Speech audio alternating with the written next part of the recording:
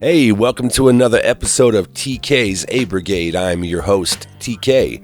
And we have been on the Friends series, me and my co-host, Chris, a.k.a. Doughboy. And so last week we left off, we were getting ready to talk about me and my career at Cluck You Chicken and the bounty hunting. So that's where we're going to pick up from there. Bro, last time we were talking, you brought up the bounty hunting.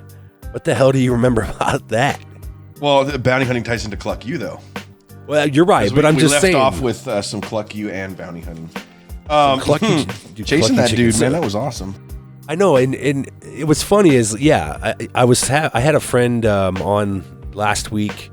Her name is Tracy Scares. She's a former production manager for Not of This World Clothing, and I'm like reminding her about specific details of our friendship for like the last 10 years. And she's like, dude, how do you have such a good memory? I'm like, I don't know. She's like, I couldn't remember what I put on last week for church. And now you're telling me that, this like 9 years ago, this is what happened. I'm like, yeah. You do have a phenomenal memory. Well, I appreciate that. And the fact that you remember that we chased that dude, because the second you said it, it was I can take you to the house we chased him to. Oh, I can. Okay, so tell me about it. Tell me where you right off of Horsetooth. Yes. Oh, dude, on the corner. Yep. What was I driving the caddy? You were. Yeah. And didn't we all pile into the caddy? Yeah. And we all piled into it. Yeah. And it was like 5:30 in the morning, wasn't it? It was like really early because we had closed. It was wicked early in the morning. I don't remember. I want to say it was more like maybe 3 or 4. Okay. It was either way. I mean, what's the difference, right? Well, right. I mean, it was super early. Like, I know caught him off guard. Closed the store. We completely got him out of bed, and I mean, and I think, yeah, bro. So I had been working there at Cluck You. So what was it? That was I started working at Cluck You. This is towards like '98. We moved to LaPorte, and I started working at Cluck You like the fall of '98, and that happened. Yeah, that happened like towards the end of September '98. So I've been working there like a couple of months, bro. And yeah, you were like, you really didn't have nothing much to do, so you were nothing to do. Like you were riding around with me all the time, like delivering chicken, free chicken, and driving around. And you would just hang out you would just hang out in the back, like in the cooler, like not in the cool area, but there was like that dry storage area. And you just kick it, like whatever, like hanging out. Yeah, I got to watch everybody make food. I got to watch people complete challenges, those hot challenges. I remember that. Oh, the 911. Oh, bro. So do you realize that people had to sign a liable waiver to eat those things? It's crazy. It's crazy, and I bet you it's now it's probably not even that hot. So the base of that sauce, it's called oleo resin, and what it is an abstract of the habanero pepper. So no, it's not that hot. So in today's hot, like Scoville, if we're going to talk about hot, because that's how you rate the Scoville, right? So I think the ghost pepper is like up over 2 million. So I had a thing coming in the mail, and I canceled it because I was like, that's a waste of money, but I should have got it. It's a Scoville chart. Okay. That you hang on the wall. I was going to hang it in my kitchen. Right? Because like jalapeno is like 10,000 or something. It's not very high. Yeah, so habanero is 100,000 to 350,000. Right. Carolina Reaper is 1.4 million to 2.2 million. Yeah, I was gonna say, like, you get, it's up there in the millions, and I mean, you're talking like melt your freaking face off. Yeah, they're hot. I've had a piece of a Carolina Reaper. They're hot as hell. I had a juice from a Carolina Reaper. It just like squirted it on my finger, and bro, that was. But see, that's the thing too. And even then, we're like working back in '98, working with that hot stuff. Like to me, it wasn't enjoyable. Like I like hot food to a point, but when it gets to the point where I'm like, like licking my freaking tree out front. Oh, dude, I got to tell you this story about one night there. So, and you might have been there this night. If you don't remember this specific story, because I want to get back to the talking about the bounty hunting morning, but there was a morning where this group of fraternity boys came in. Were you there that night? Do you remember this? Continuing on All right, so it was super early. It was like, and I say super early, like super late for us because we closed at 3, but it was like 2 o'clock in the morning. Like bars were closing, people were getting ready to go home, and that was when we got the most people to come and eat at the Cluck U. And for those that don't know what Cluck U Chicken is, it is a chicken joint that was started in South Camden, New Jersey. Came to Colorado, opened a store. Literally, it was a Wiener Schnitzel that the store in Fort Collins was. So it looked like an A-frame chicken house. Like it was a chicken Cluck U, ridiculous like chicken coop. They had one in Boulder right there on the hill. I sent you go check your messages really fast in Discord. Oh my gosh. I sent you the have mercy. Where's it at? How do I look at it? It's in your message. Messages. Hold on, let me just see here. Do I go on here? I don't know where. I don't see it anywhere. Okay, messages in the bottom. Is it at the bottom?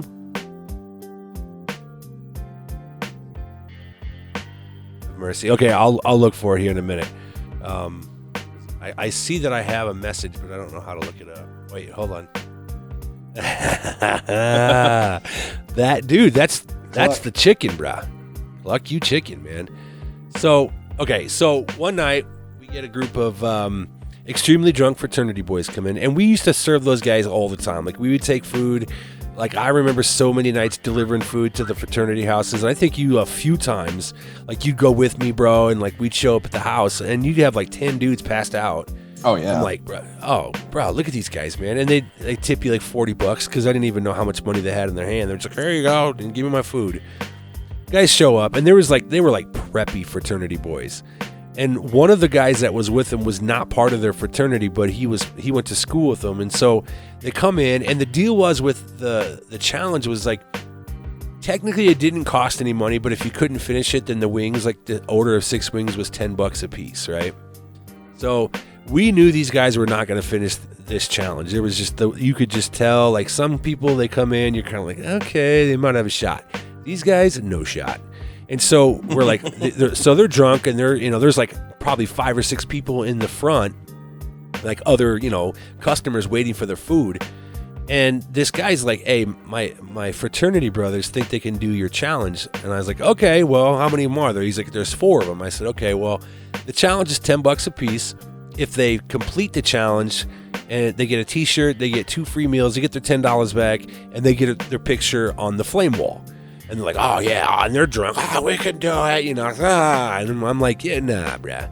You ain't going to do this. I could just tell, right? So the guy pays the money, and he had another buddy with him. It was like the group of nerds, and then you had these really rich, preppy fraternity guys. Anyway, so we make the wings.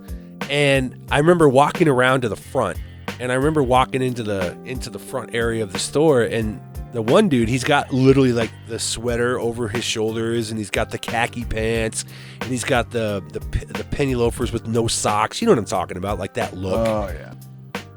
So I walk up and I'm like, all right, bro, can I just give you a pointer? The best thing to do is to stick the wing in your mouth, pull the meat off of the bone, and then just swallow it. Forget chewing it, forget thinking about, eating it. Just stick it in your mouth and pull it off. He's just like, brah, I know how to eat wings. Don't tell me what to do. And I was like, all right, bro, you're going to eat something right now. He gets down on one knee, like he's proposing to this freaking chicken wing, right? Sticks it in his mouth, takes a chunk off of it, looks at the wall, and spits the chunk at the wall, jumps up, kicks the front door open. Right out the front door, literally lined up with the door, was a big oak tree. Runs out the door and proceeds to start rubbing his tongue on the trunk of the oak tree. Now, the rest of the 3 kind of look at him like, whoa, dude, serious? But, they don't want to look like pansies, right? So they do the same, they all step up and they try a wing. Bro, we had 4 fraternity boys in the parking lot. One dude had blood running out of his nose. One dude was, because ranch, because of the milk, it helps to soothe, right? That dairy. It does. Well, right. But I'm saying, like, that's supposed to be like, you don't want to drink water when you eat hot stuff. So we're feeding these guys celery and ranch cups. and they're literally drinking the ranch and chomping on celery sticks and like chomping on it in their mouth and then spitting those chunks all over the parking lot. And the one dude's like bleeding out of his nose because he was coughing so hard that he busted the blood vessels in his nose.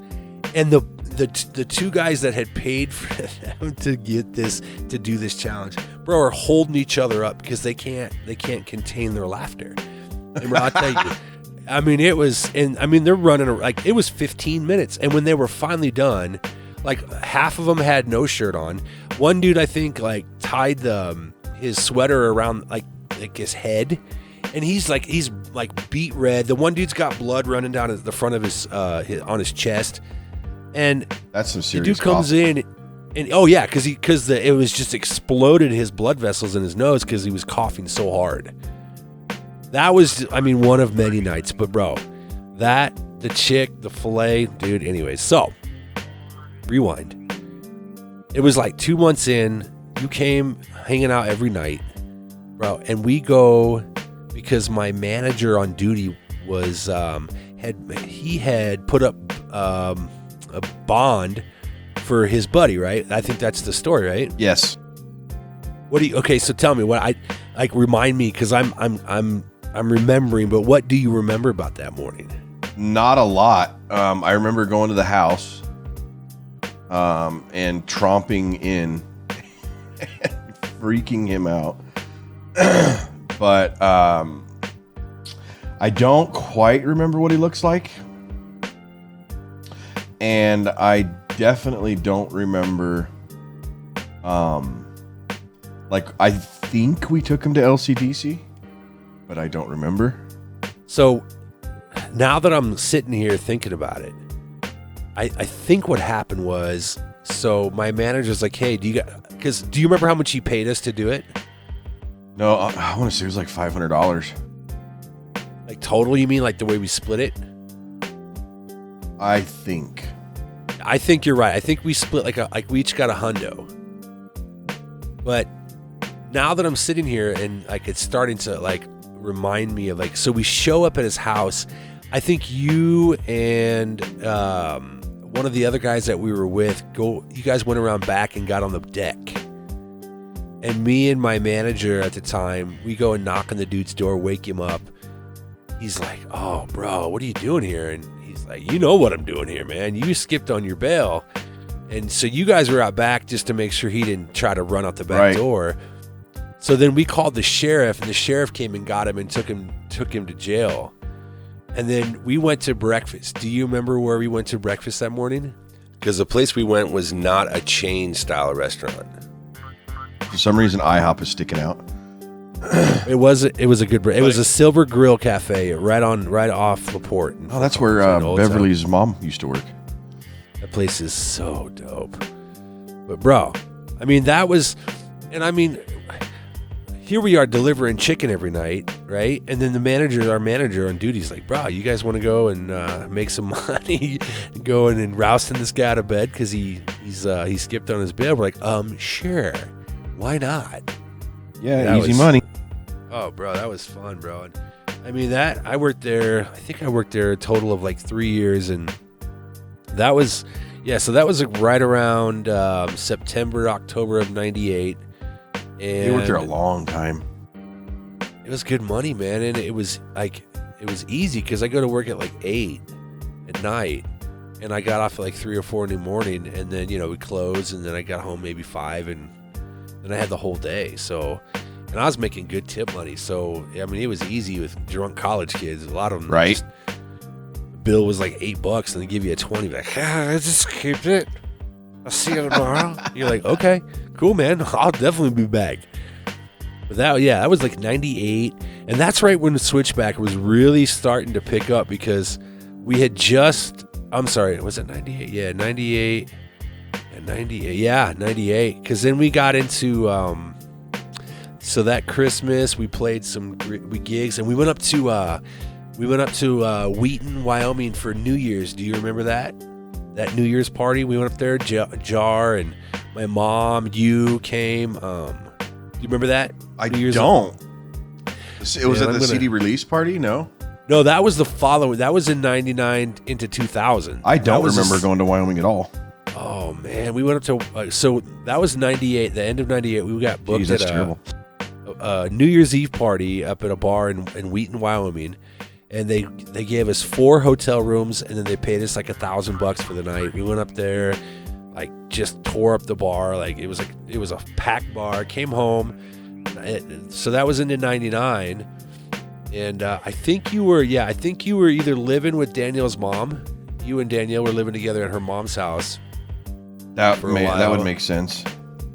And then that following year, that was when the following year for the teepee party was when X-Man rented that Ford Explorer for my mom. And like they were kind of dating, and like it was just a party, bro, in LaPorte every night. Like we were either all the time off with Uncle, with Mark. We were either camping, we were in Milliken hanging out with Vinoy or BJ. I think BJ had already left for the Army by then. He had, because we'd been done with school. We were, but yeah, man, it was just like constant. So '98, summer of '98, summer of '99. And I remember I was ready to be on my own again. I wanted to get my own apartment. So I went to X-Man and I hit him up. I was like, hey, look, man, these apartments over here in Ramblewood, Ramble Hood. Oh, my goodness. And I met that cat selling, what was his name? Do you remember my first roommate it was right before you moved into Ramblewood? I forget his name. It's right there on the tip of my tongue. I'm trying to remember. Roger, that's right. We sold magazines together.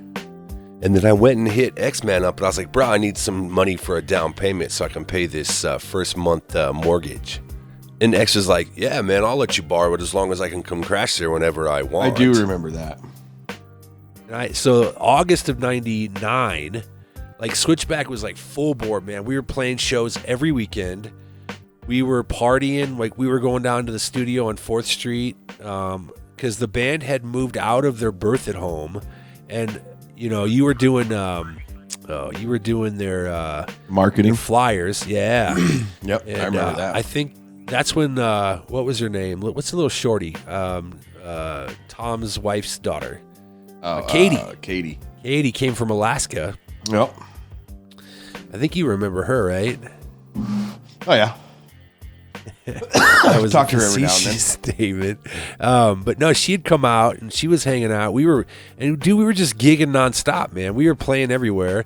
And if we weren't playing, we were at the studios being stupid or just like band practice. Oh, dude, it was underneath like Mike's barbershop, right there on the corner. Oh my gosh, bro. Yeah, because when we couldn't get in when the door was locked, you go over to the west side of the building and kick the metal window, because that was in the lounge area, so everybody heard it. So they'd send somebody up to open the door. Right. Awesome. Do you remember that studio on 4th? I do. Oh yeah. Do you remember what was in the back room? I don't. I remember going down there. I don't remember. I remember sitting on the couch and hanging out and sitting in the music room with Tom, talking about flyers, stuff like that. Other than that, it was pretty high the whole time. Oh yeah, I agree, and yeah. So the first studio we got on 4th was a photography studio, which had this giant room and it was all open. And then the room across the hall, the landlord came to us and said, "Hey, this band built this professional recording studio. The band broke up; they don't have the room anymore. I'll rent it to you guys for the same amount you're renting this photography studio." But it's actually a recording studio. You guys can, rehearse and record whatever you want. We're like, okay. So we move over there, and it had 2 isolation rooms. It had an isolation booth for the sound. It had a full like mechanic shop or a tech shop for Jerry in the back. But in the back corner, ISO booth Jerry, was wow. You remember Jerry? I do. Blonde Jerry, yeah, he's wild. Oh, dude.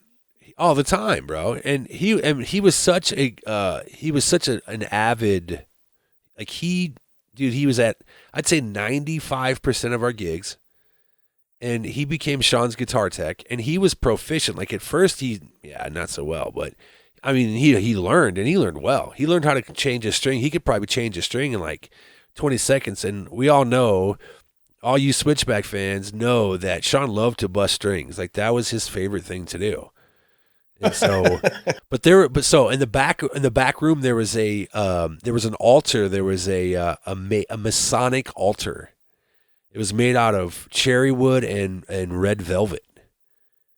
And the building owner said that when they built the studio, that they were not allowed to remove the altar out of there. They had to leave it in there and build around it.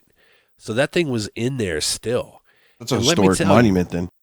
Dude, it was creepy, bro. I mean, super creepy. But anyways. So that's where Doe and I left it off on episode 7, talking about Switchback. And the next episode, we're going to pick up where Doe and I moved into Ramblewood Apartments. I lived with some other guys before that, but that's what next week's episode is going to be about, and much more. So please stay tuned. You are listening to TK's A Brigade. I'm your host, TK, with my host, Doughboy, a.k.a. Chris, as my co-host on this series. Check us out. Go like, subscribe, share, come be a guest. And until then, people, peace.